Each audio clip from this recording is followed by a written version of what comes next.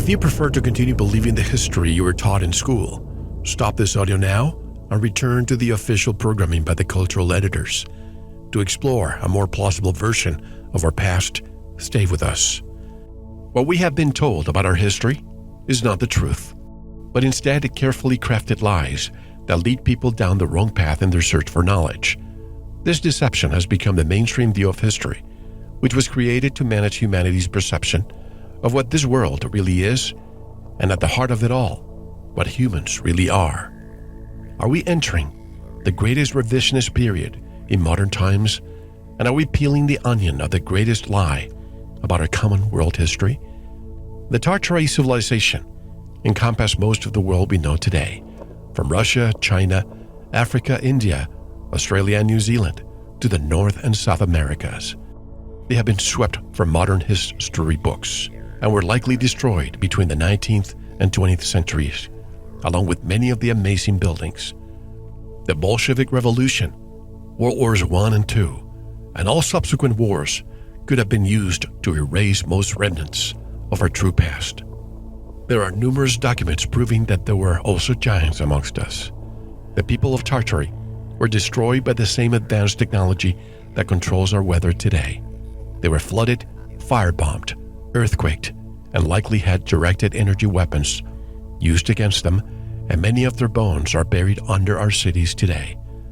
Their old world order was a benevolent society where they used sacred geometrical designs, pipe organs, and cotillion bells to help heal and to achieve higher consciousness, and had a worldwide grid that obtained and transmitted energy from the ether. No wonder the A432 Hz standard international tuning frequency was replaced with A440. All of the architecture and technology we know of today was developed by this civilization, which has been wiped out from our history books. The 18th and 19th centuries were final book burning and removal from historical knowledge of this once great civilization that flourished up until just 100 years ago. Have we been lied to? The historical period between 1851 and 1920 may be no exception. During that time, great expositions, world fairs, were built worldwide. Chicago, 1893, Paris, 1900, St. Louis, 1904, and San Francisco, 1915, just to name a few. These gigantic, up to 1,200-acre expos were built in impossible times of less than 2 years. Then, following the end of the event, they were purposely destroyed and thrown into landfills. Since when do we destroy all construction after the Olympics are over? Each of these fairs were built to resemble ancient Rome, and that seems to be no accident. But were the buildings of these world expositions newly constructed in the 1890s or older ones, part of a civilization that was coexistent with ancient Rome and Greece, and were simply restored and painted? What if the so-called gold rush was a lie, and they were just uncovering buried cities under the mud? Too many questions and too little answers. That's why tonight's special guest is back. Get ready to see our world and our past with new eyes. You are listening to VERITAS. If this is your first time, welcome home. To listen to tonight's full interview and all of our material, join the VERITAS family and click on the subscribe button at veritasradio.com. You can make your purchase with a credit card, PayPal, cash, check, money order, and even cryptocurrency. We are now accepting Bitcoin, Litecoin, and Ethereum. Don't forget to visit the VERITAS store for focused life force energy, MMS, CBD pure hemp oil, Divinia water, pure organic sulfur, flash drives with all our Sanitas and VERITAS seasons, and other great products. And if you want to get in touch with Mel, want to be a guest on this radio program, have a guest suggestion, or have feedback, just click on the contact button of our website at veritasradio.com. And if you're listening on YouTube, like, subscribe, and share it. And click the bell to be notified when new interviews are available. And now, here's your host, Mel Hostelrick. And since tonight's special guest has already been on this program with 2 fascinating interviews, she does not require an introduction. You know her by now. Her website is piercingtheveilofillusion.com. She also has a growing YouTube channel. Just type Michelle Gibson, followed by the word Moors, Moors, and you'll be able to find her there. Michelle Gibson joins us from Sedona, Arizona. Hello, Michelle, and welcome back. How are you? Hi, Mel. Thank you very much for the invitation. I'm doing really well. Thanks. It's always a pleasure. And is it just me, or once you fall into this rabbit hole of our true history, it just grabs you and it doesn't let go? And every time I find something new, I say to myself, I wonder what Michelle thinks about this. So it's been almost a year, I believe, since the last time you and I talked. You were with me last year twice. And I want to know some of the things that you have evolved into and what progression you've made into this ancient history, or our true history, rather. Actually, quite a bit, Mel. And I agree with you on the rabbit hole scenario. I've been working hard at this for almost 3 years. In June of this year, which was when I started blogging in 2018.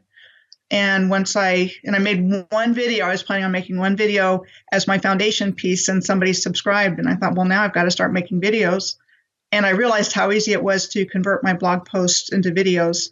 So I have both the same information on each modality, and it's whatever you prefer, if you like to read or watch.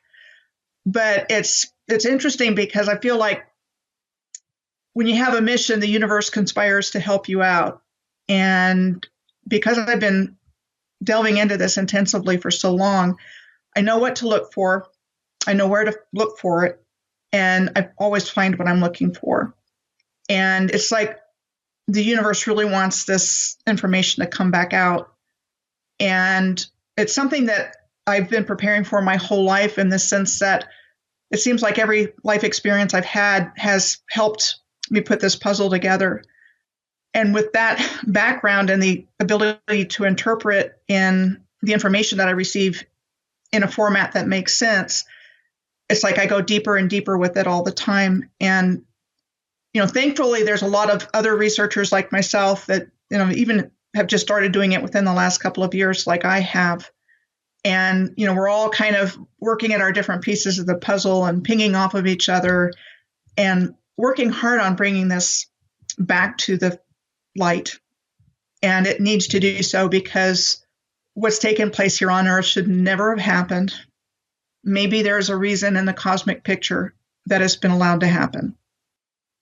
All I know is that when I wrote you back about the content, my primary question is, how did we arrive at the world we live in today, where good is bad and bad is, good is bad and bad is good, right? We're seeing that. Up is down and down is up. Lies are truth and truth are lies. And about half the population seems to be wide awake, and the other half, many, many good people, thinking people who would otherwise see it, can't. How did we get here? Was cruelty, great suffering, degradation, racial and religious division our inherent nature and destiny? Or was humanity at one time highly advanced, and then the whole order of society turned upside down, after which time we have been the subjects of a vast human and social engineering project, not for our best interest, but that of negative beings who want nothing but total power control over everything? And something that I always start out saying is I firmly believe there would be no mysteries in history if we had been told the true history. And my research has really led me down the road of, okay, what was the original civilization? How was it laid out? How advanced was it? What happened? How did we get here? And I've got answers to those questions. And that's what I'd like to share with you today. Absolutely. And I have a lot more. I mean, I'm going to be jumping around with certain things because it's almost like a jigsaw puzzle.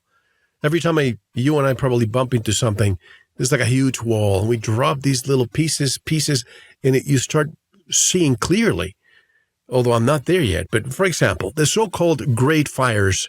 If I go to New Orleans or Chicago or Boston or San Francisco, and I get a city tour, invariably, Michelle, almost even in Europe, they always talk about the Great Fire of such and such time that, burned 2,000 buildings. And it's a story that repeats itself no matter where you go. So there's so-called fires. Was it fires or is it something else on a planet-wide scale that the pictures I've seen really do not show the aftermath of a fire or melting of buildings? I mean, we have melting of buildings that they're compatible with Hiroshima, Nagasaki, Dresden, Germany, for example. What do you say about that? I did about a 4-part series poking into historical fires. And absolutely, there's something else going on a couple of different levels. One, depending on when the fire took place, like was it before, or at least what we're told before the advent of photography, the fire is depicted as an illustration. And then after a period of time, say, let's just to be arbitrary, say like after 1900 and the fire and earthquake of San Francisco, and some of the other more famous ones where it looks like a nuclear bomb hit afterwards, but you actually see photographs of it. I think in both cases they're being used as covers, whether a literary device or an artistic device in the case of the illustrations, maybe it happened, maybe it didn't, or in the case of the apocalyptic scenes of San Francisco, something happened. And the one in San Francisco in 1906, besides the earthquake, which happened right before as being listed as a possible cause, it's also known as the ham and eggs fire. And a housewife was cooking breakfast and started this horrific fire. Okay, so there's a couple of different avenues on that one. And I researched it quite extensively, I think about a year ago. But so it's either a cover to say, well, all the buildings here were all wooden and they burned up and they were replaced by these masonry buildings, is one. Two is just to destroy the original masonry buildings completely. And I think that's a lot of what's going on, is the negative beings behind this, and I'll go into this a little bit as to who I think we're talking about, hate humanity. They build on the infrastructure where they can. They preserve it in many cases. But this was all part of a free energy generating earth grid system that was all over the world. Each piece of infrastructure, whatever it was, a building, a tall building with Antiquitech on the top, like what you would call a lightning rod. These were all over the place. Electric streetcars, sophisticated system all over the place, not just in isolated places. It was all connected. It was all positive, generating free energy, all connected, rail systems, subways, streetcars, railroads, all connected, built by the original civilization. And what I've come to believe is that there was some kind of liquefaction event that took place that I believe was deliberately caused.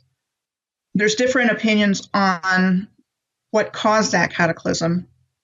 Could it have been frequency sound weapons? Could it have been, something coming from space? Could it have taken place at different periods of time within a finite time frame? All of these things there's historic photographs of places that are covered in mud and being dug out. And that's something that I'm going to review also in this interview. And that humanity was actually very advanced. So to answer my initial question, how did we get here? Was this just going to be our destiny? No, absolutely not. And I want to get to that later too, because lately I've been seeing a lot of pictures where you see these, let's call it impossible. Can we say impossible architecture based on what we can build today? I don't think we can build that. I mean, a door that's 40 feet tall, multi-tons. If you've ever put a door in a frame, you know how difficult it is. Maybe if it's twice our size, right? But these are like 10, 20 times us. And look, since this is radio, we have to give the listeners just one example. A listener, a mental picture so they can visualize what we're saying. I recently saw a photograph, Michelle, of 1860 of the Sydney Observatory.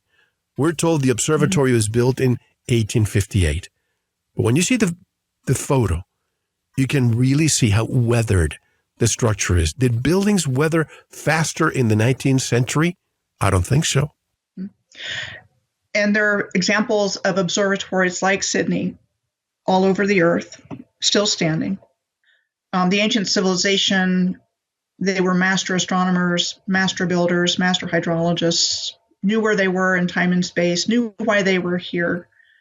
And a little bit, for those who aren't familiar with my work, my original research on this topic began in 2016 after I found a star tetrahedron on the North American continent by connecting the dots of major cities and extending the lines out. So a star tetrahedron is like the Merkaba or the Star of David on the flag of Israel. And the upper triangle apex is in Edmonton, Alberta, Canada. And then the bottom apex is in Merida, Mexico. So you can draw a straight line between Edmonton and Merida. And it goes through Denver. I think it goes right through the Denver airport, goes right through the Dallas, Texas, Fort Worth area, goes right through Houston, Texas.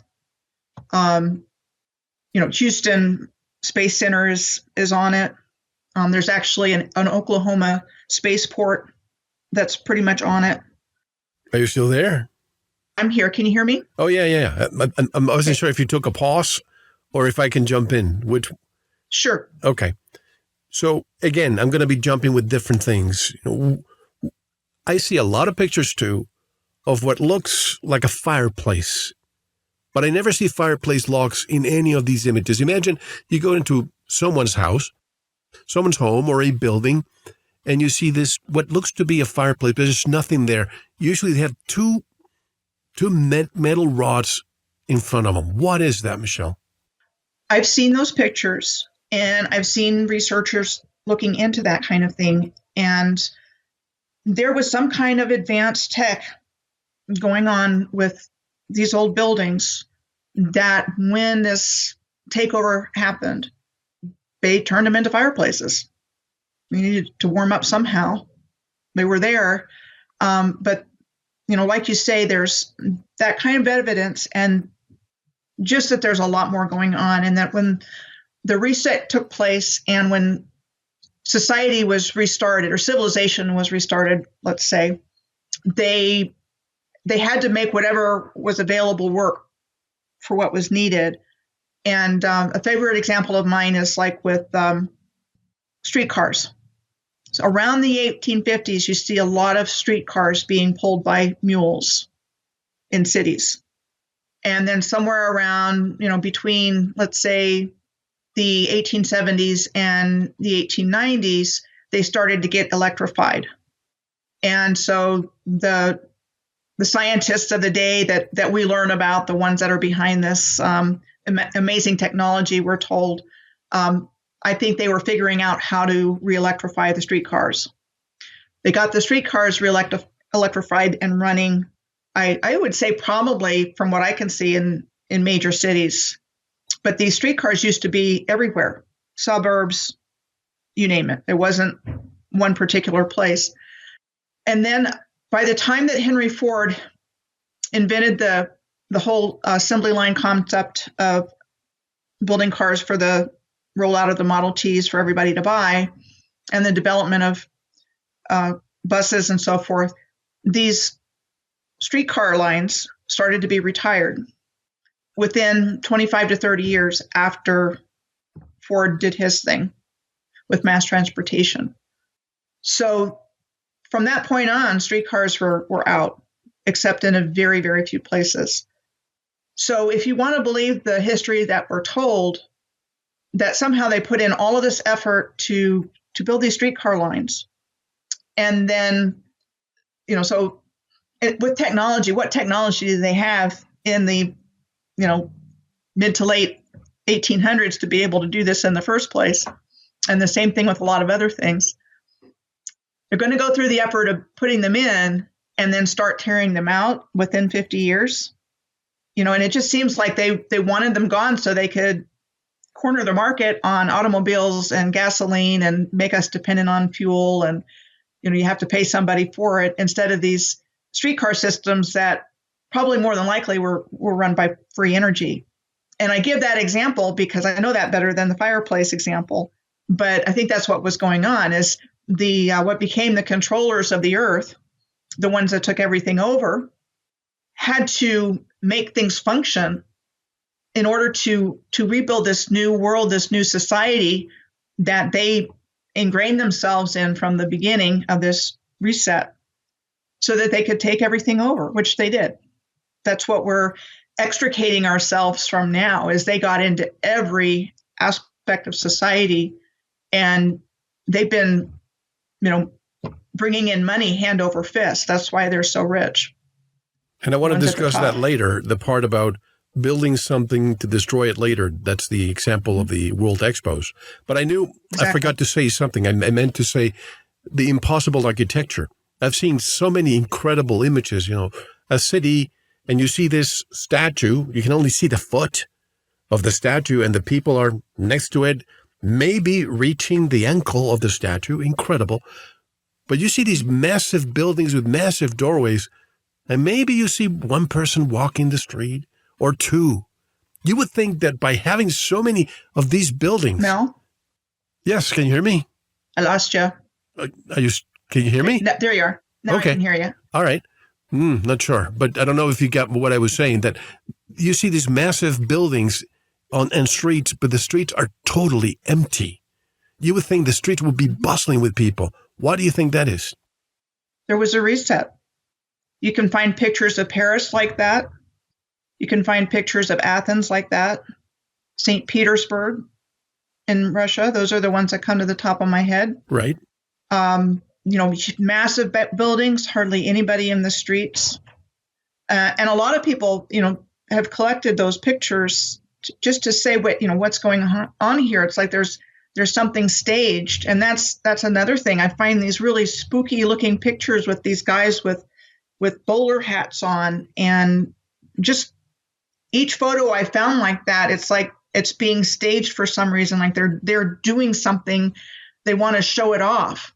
It's not clear what they're doing, but the positioning of people and everything is the same. And I just call them spooky pictures because they are, it's just really strange. So just a little bit of follow up on how I got to where I am with it is that after I found the star tetrahedron, I extended lines out and in primarily linear and circular fashion. And I got an amazing tour of the world of places I'd never heard of, with remarkable similarities across countries. And as a result of doing the research on these alignments, what unfolded was the story of an advanced unified worldwide civilization. And then what happened to it, who did it, and how it was done is what unfolded in front of me. And there's a lot of underground infrastructure. And what you're talking about with the impossibly big, huge buildings, masonry buildings, solid buildings, is that they go on for stories underground. And that's another thing that comes out from different researchers and in different places, is there's a whole underground world beneath us that, could it have been the result of this mud flood cataclysm that so many researchers are looking at? Very possibly. And then we just see part of what was actually there. And I think this cataclysm wiped out most of the surface population, but there's places, like I said, underground that people could have lived, including original people, as well as the beings that are responsible for this. And that they were there until enough of the original infrastructure was dug out to restart civilization. But the question, all these people that some of the pictures I see, you see this massive buildings, beautiful, ornate, but then you see like a soup kitchen. Some people might say, well, Mel, that could have been a depression in the 1980s financially, but it's almost like they were introduced. They were taken there to repopulate. That's just a theory, right? Just remove our suspension of disbelief for a moment. If it's true that these people were reintroduced, we've heard about the orphan trains. Where did they come from? That's a good question. And I have done research on the orphan trains, on charitable aid organizations, on immigration, what we're told about immigration. Basically, I think the 19th century was an absolute mess in terms of what was going on for humanity during that time. There was an explosion of parentless children, and there was an explosion of alcohol and drugs available to, let's say, the parents, but to everybody. Okay, so it kind of depends on what was going on. There could have been nurseries to repopulate the earth. I believe it started around the 1830s because that's when all of these other things started coming in, like I was talking about the charitable aid organizations. And it was like the elites of the time, the ones that were coming in to take everything over, had all of these babies and these young people, and they needed to do something with them. And the older population as well, putting them in asylums of all kinds, besides insane asylums, for young people, for old people, for babies, you name it. There were these institutional settings for this mass of humanity that needed to be cared for. And I see that as problematic and a red flag. And then when you talk about the orphan trains, which started around 1854, going out with no vetting, nothing, for about 75 years, sending children that if they found a good home, it was lucky.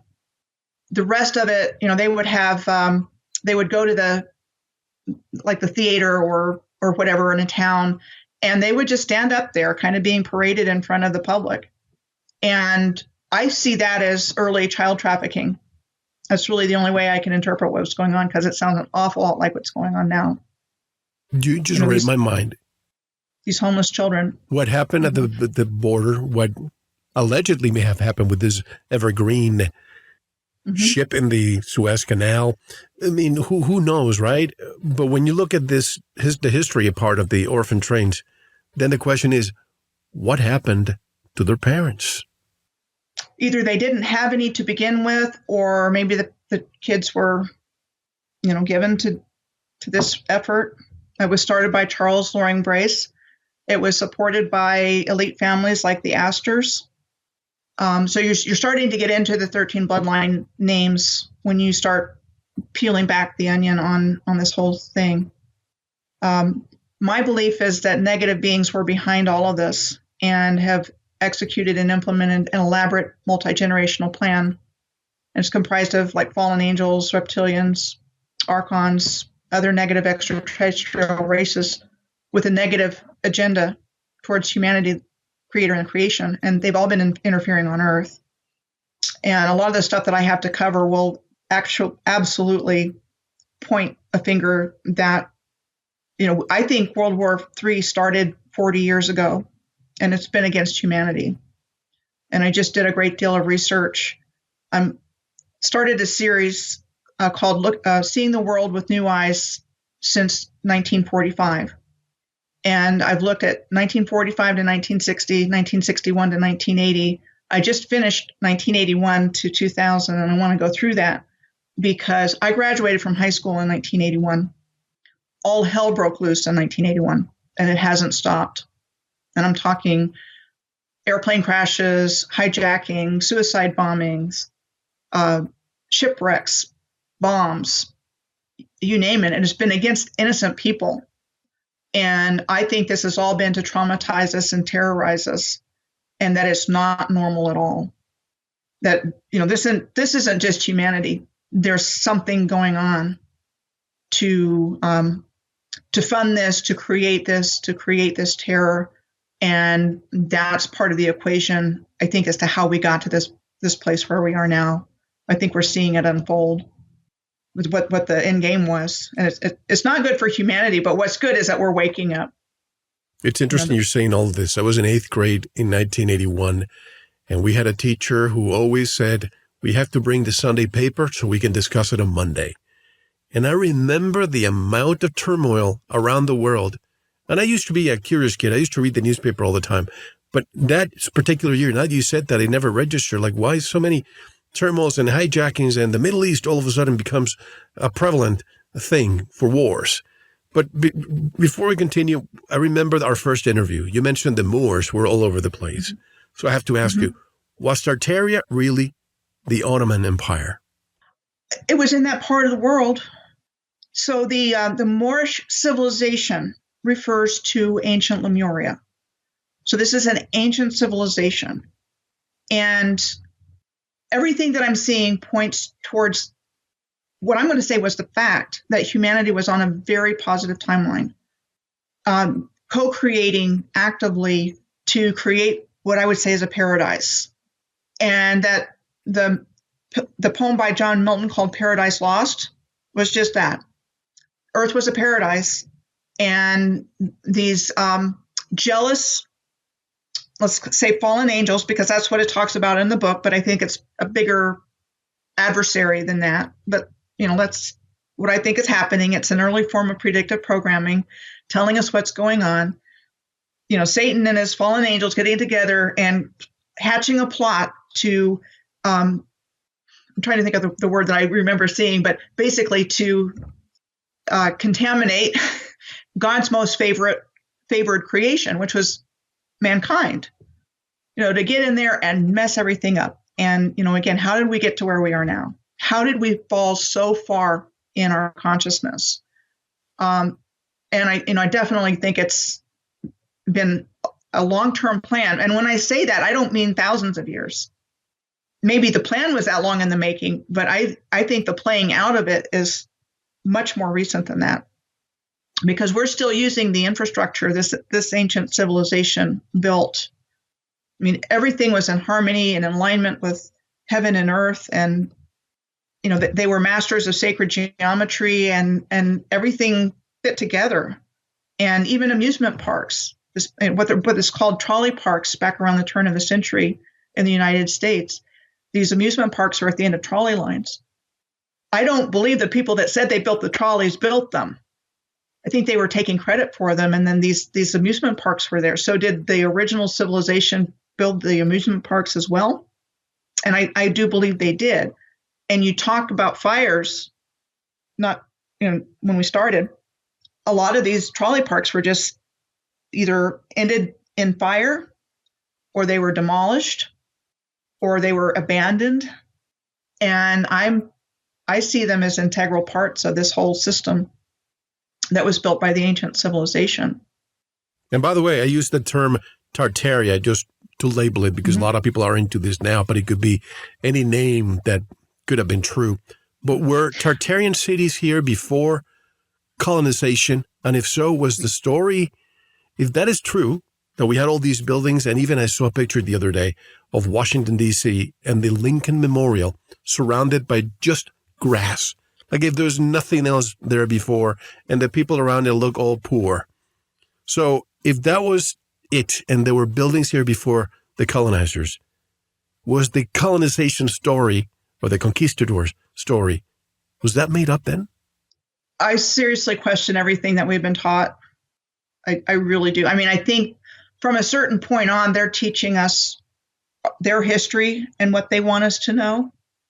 And just to give you an example, I did a piece on centuries of exploration, and I started with Prince Henry the Navigator, Portuguese explorer from, let's say, the 1400s, because I think that's the time frame that he was in.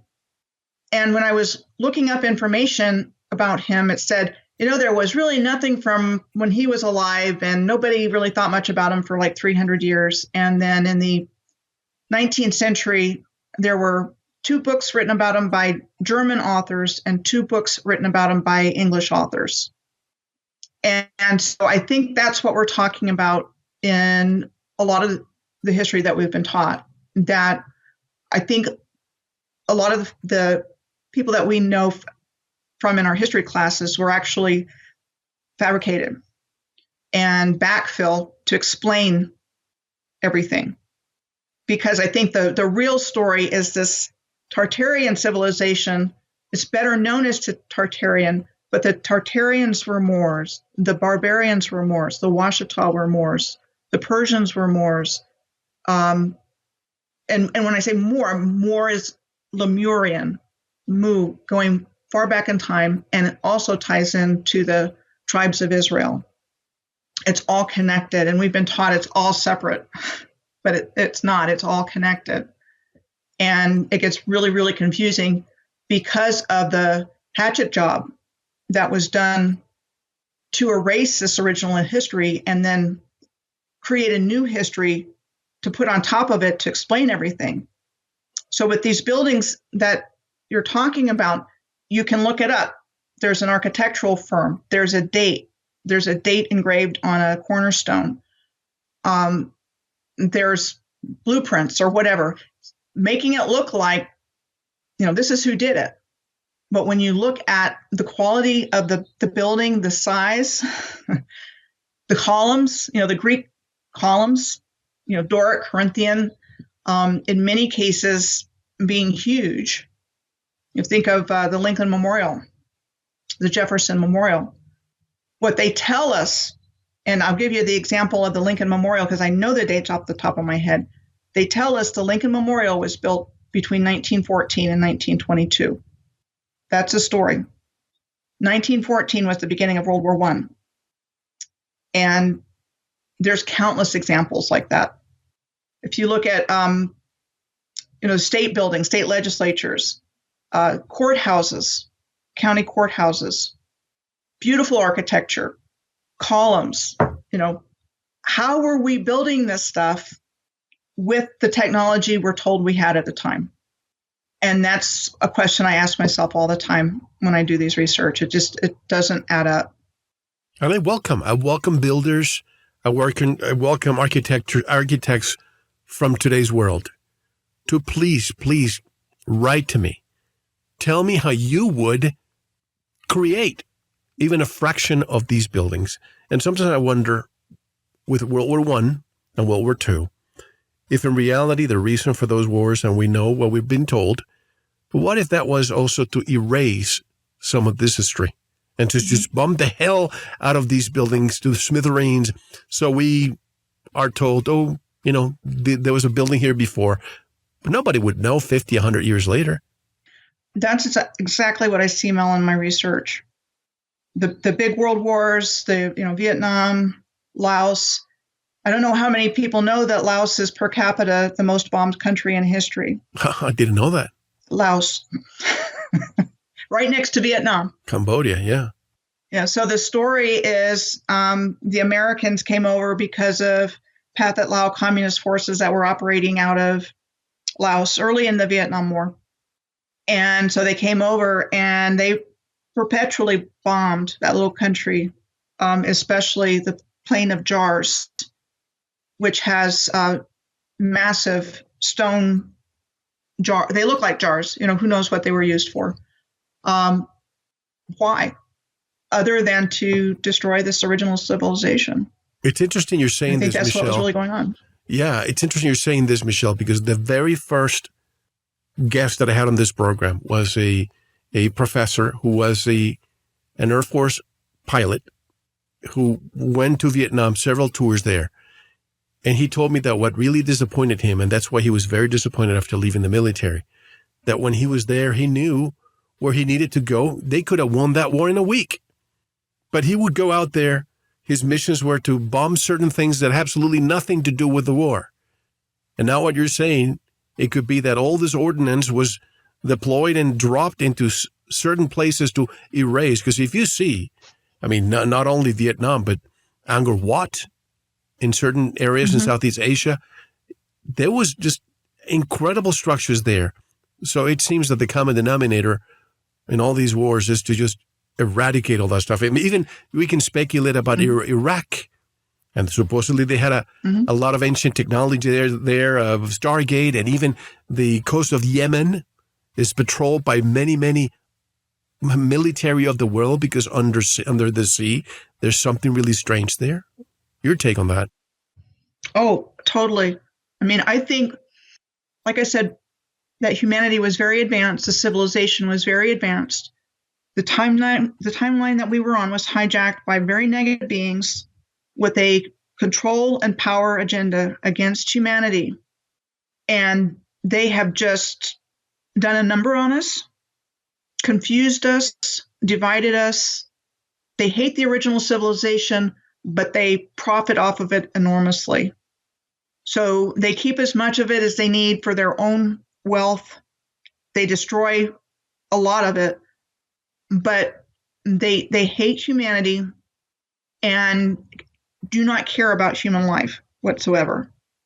And that's why it's so difficult. Now, I'm glad you mentioned Angkor Wat, because I made some notes here. I was talking about the world history investigation that I've done. And Cambodia in the 1970s is known for the killing fields. And that was after the Khmer Rouge came in. And I think this was during the Vietnam War time frame. Right. They deposed the hereditary ruler of Cambodia, Prince Sihanouk. And not long after, the Khmer Rouge under Pol Pot came in. And what happened? Millions died. And that's a glaring example, but there are many others of the same kind of genocide taking place, especially against the ancient humans, parts of this ancient civilization. And these controllers don't want that. They want people that they can control. They want people in their image and not people who glorify God. And so, this twisted agenda, the things that you see with transhumanism and transgenderism and, like I said, truth is a lie and lie is truth. How can you call people burning cities down as peaceful protesters? How can you do that and have people believe it? Good people, because the mainstream news is so propagandized to support this negative agenda. How are people seeing that and seeing what's been going on in the last year and thinking it's justified? It's just mind-blowing, the level of programming and brainwashing that's taken place. Good people that would normally would notice that something was going on, something was wrong here. But that's the level to which this has been going on. And like I said, since the year I graduated high school in 1981, I lived through the stuff they're talking about. And, I'm just going to give you a little read through here, because that was the year so Reagan took oath as the 40th president. And within minutes of his inauguration, the Iranian hostages were released after 14 months and 444 days of captivity from the 79 revolution. Within 2 months, there was an assassination attempt on Reagan's life. And that's another story. When you look to see who was the one who tried to kill Reagan, the brother of that individual was having dinner with Bush's son, Marvin, the night before. So it was John Hinckley Jr. John Hinckley Jr. And his father was one of the biggest contributors of the Bush campaign. And Hinckley's brother was having dinner with Marvin Bush the night before. So that's another show right on its own. Mm-hmm. By May, there was an assassination attempt on Pope John Paul I's life. Yep. Then in June, the first cases of AIDS were recognized. The AIDS virus is a retrovirus that inserts a copy of its RNA genome into the DNA of its host cell and interferes with the person's immune system. So this is early in 81, or by mid-81. I don't mean to continue interjecting, but what you just said sounds like the mRNA vaccine that people are, it's not even a vaccine, it's just gene therapy, where people are being voluntarily taking. Exactly. And I remember this, it was said to originate from monkeys in West Central Africa. And that sounds like bats in China 40 years later. Yep. And they're trying to say it came from another species. The first PC that IBM put on the market in the United States was released in 1981. Anwar Sadat was assassinated in October. There was a gas explosion in a coal mine in October in Japan, and then another explosion in a coal mine in Tennessee in December. In November of 81, there was a Yugoslavian charter flight that crashed into a mountain peak in Corsica, killing everybody. And that was just the beginning. There was a genocide in El Salvador, where a Salvadoran army unit killed 900 civilians in December, the El Mozote massacre. Beginning in 1982, the Commodore 64 8-bit home computer came out. Air Florida Flight 90 crashed into the 14th Street Bridge on January 13th. On the same day, a Washington Metro subway train derailed, killing 3. 4 Thunderbird aircraft in a demonstration squadron crashed in January in Nevada. The first computer virus came out in January of 82 from a 15-year-old Rick Skrenta, who became a Silicon Valley entrepreneur. Japan Airlines Flight 350 crashed in Tokyo Bay. I'm just giving these examples because this is just the beginning of an almost hour and a half long video. The Ocean Ranger oil platform sunk during a storm off the coast of Newfoundland, killing all 84 workers on it. The Falklands War started. The Lebanese War started. Another plane crash. Terror bombs start in Ireland. The Tylenol thing was happening in 82. Oh, the poisoning, Tylenol murders. It's just unreal what started happening around 1981. And it hasn't stopped since. Environmental disasters, terrorist attacks, suicide bombings started in, pull it up here, 1983. The U.S. Embassy bombing in Beirut took place, and it was a suicide bombing. And the source that I was looking at said between 1981 and 2015, over 4,800 suicide attacks occurred in over 40 countries, killing about 45,000 people. And it said from the 1980s, it went from 3 per year to 1 per month in the 1990s to 1 per week between 2001 and 2003, and roughly 1 per day between 2003 and 2015. It just goes on and on and on. And we didn't know about false flags back then. I don't think I ever heard the term probably until I started waking up to this stuff around 2012 was the first time I heard the term. No, but that has been around in history for a long time. It's just that we only remember maybe the Lusitania, the Maine, 9/11, and so many. Pearl Harbor wasn't even one. Not that it happened, not that we created it, but there's a story behind it that we knew for 2 weeks. And the reason why Japan came to attack us was because we were embargoing their oil and they were just dying, so they had to come and do something. So we've been traumatized and terrorized in this world we live in. And I don't think for a moment that there are not massive interference going on, that we would be in a far different world. It takes this kind of manipulation to get us to be in fear all the time and hate each other and, blame each other. It doesn't happen on its own. But Michelle, you see, and I know it's difficult for those who are listening, but I just want you to put a picture. But if you are close to your computer, or you have a phone, and you want to see what we're discussing here, I'm going to give you 2 examples. Just type Google. Sometimes it's a good thing that you can get images from them. But go to Google Images and type Chicago World Expo 1893. And you will see, get ready to be amazed, because it almost looks like we're in the middle of the Roman Empire. And at the same time, let me read this. What would they build, Michelle? These magnificent structures and everything you see on that picture, they built allegedly 1 or 2 years before, and immediately after, they demolished them. It's like countries today that build multi-million-dollar stadiums and arenas in preparation for the Olympics. Do they demolish them? No. They keep them and use them. Then why is that, Michelle?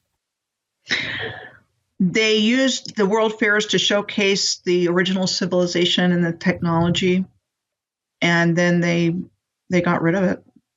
They kept a few buildings, like I think there's a museum in Chicago that was part of the so-called part of the World's Fair. I think they were using these expositions and exhibitions and World's Fair to paint a picture of our history in people's minds. And, for example, I'm looking here. I'm going to refer to the clip that you mentioned when you got in touch with me about the St. Louis World's Fair. That was my next question. Go ahead. Okay. So a commenter on my YouTube channel drew my attention to the ending scene of the 1944 musical Meet Me in St. Louis, starring Judy Garland. So it was made in the 1944-1945 time period. I never saw the musical. For some reason, I liked other ones like Sound of Music and South Pacific, but I never saw this one. And besides the fact that a musical like this was made during wartime, in the very last scenes of the movie, the cast of characters were at the St. Louis World's Fair, enjoying the sights and sounds and cotton candy of the fair together.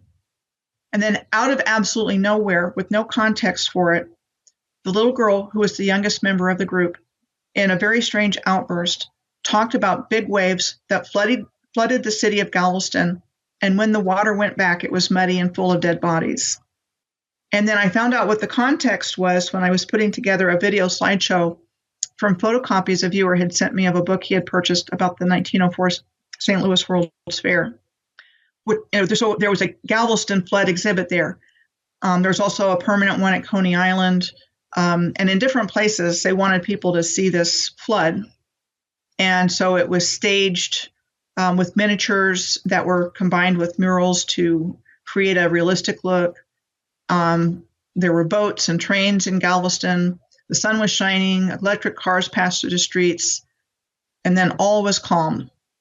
Then the clouds gathered, the wind and rain came in, bombarded the city. There was dramatic narration, water lighting, special effects, and then all of a sudden the city was in ruins after the enormous power of Mother Nature. And then it didn't end on a sad note. There was a better and brighter new Galveston depicted for the audience, rebuilt by American resources. So at the very end of Meet Me in St. Louis, back to the ending scene, when the buildings of the World's Fair were lit up, here were some of the things that were said by different characters. Never been anything like it in the whole world about the World's Fair setup. We don't have to come here on a train or stay in a hotel. It's right here in our own hometown. Grandpa, they'll never tear it down, will they? Well, they better not, is what he replied. And then it ended with, I can't believe it, right here where we live, right here in St. Louis. So the media of cinematography and music were powerfully utilized to shape the narrative in the minds of the collective. And they're a vehicle for soft disclosure without the public's knowledge that information is being disclosed within it. So in this case, the advanced civilization that was everywhere, literally, in our own hometowns, and it's the case with world fairs, they were showcasing the technology and architectural wonders of the original civilization before being hidden away or forever destroyed. So there's a lot of predictive programming going on. They technically they have to tell us, according to universal law, what they're doing, but they get around that by not telling us they're telling us. And then that led me into a whole deep dive on the Galveston hurricane and flood, and just finding things there that are anomalous and about the history that we're taught. But why was that fair or expo named the Louisiana Purchase Exposition? I believe because it would have been an anniversary. And they did that a lot. It was the anniversary of something. So the Louisiana Purchase, that was between the Lewis and Clark Exposition. So the start was 1803 of the Louisiana Purchase. Oh, okay. So it would have 100 years, a centenary. Coincided with that. Right. And again, this is a device that was used to plant a new narrative in everybody's minds about history. It was the 100th anniversary of the Louisiana Purchase, yes. Mm-hmm. And then there was a Lewis and Clark Exposition in, let's look here real quick, on the date, place in Portland, Oregon. I'm sure it was Portland, or maybe Seattle. Anyway, Lewis and Clark Exposition, another thing where they're just continually reinforcing this narrative that they want us to believe about our history. And I have really done a lot of research around this topic to show why a lot more questions and answers about what was really going on.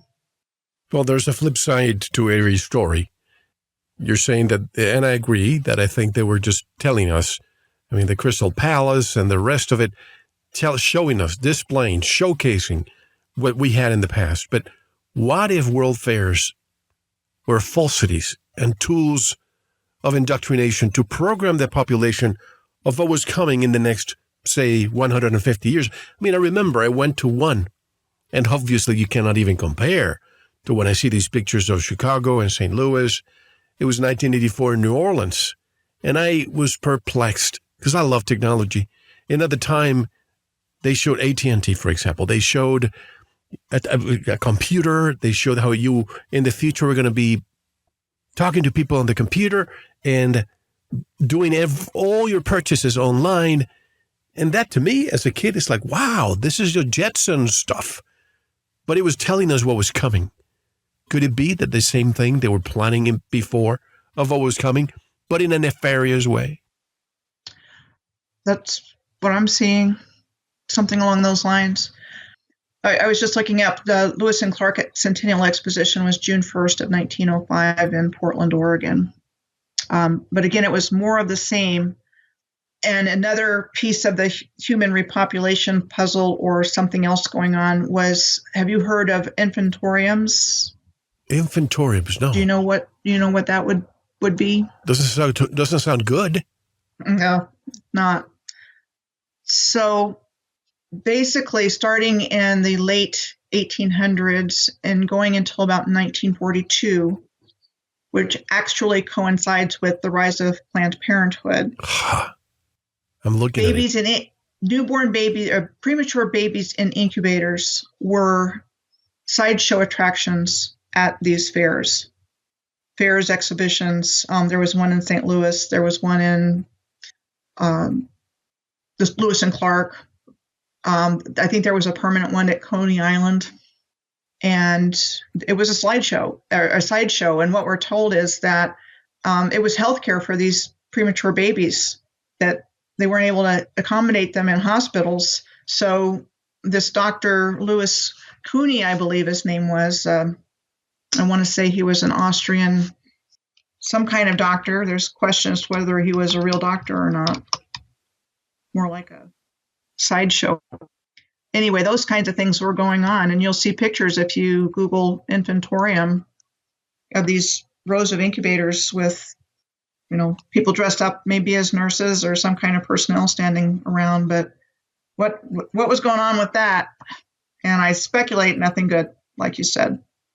Yeah, looking at pictures, you see, that's why I love talking to you, because you bring these subjects up that I have never heard before, and you go and look on the internet and you see the pictures.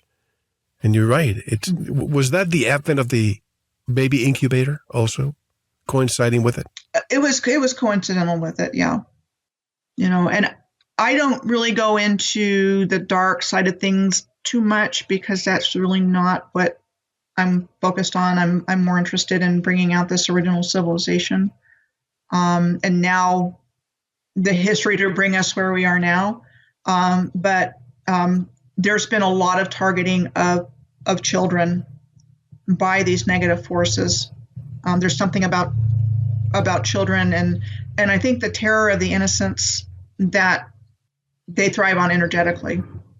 And I know more than I'm saying, but this is crazy kind of stuff.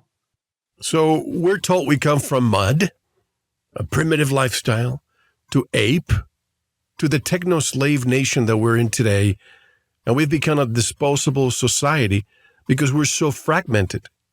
Because in the past, obviously, you see the doors, the triptych doors all over the world, and I don't have to be a rocket scientist to know that at one point, we must have been connected. And this story of Christopher Columbus, whether it happened or it didn't, it was fragmented. It was fractured with a lot of BS. Because according to urban legend or native lore, a lot of these people had gifts that were given to them by Vikings and by Chinese that made it all the way here. And I believe, if my memory serves me, that at one point there was a Chinese emperor who found out that the ships made it all the way here and he burned the fleet. Have you heard that story? I've heard this story. I think it was in that same 1492 time frame. I actually read a book about it years and years ago before I woke up. Now, what would that be? Chinese emperors. Was that it? What would that be? Yes, correct. But why would that be? To avoid them to go and find other lands? Again, I don't really know. I see this original civilization as being very benevolent and positive.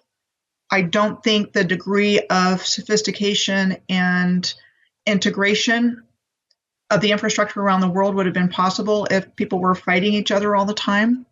So I think there's a very different narrative that's pushed about humans being at war with each other and so on and so forth, because I think that's just to further the whole idea that we're like by nature, which I personally don't believe in my spiritual orientation. I think we're inherently good and gifted and love, and that we had to be seriously manipulated in what we're raised to believe from birth, conditioned to believe from birth, to get us to this point of fragmentation and separation and fear.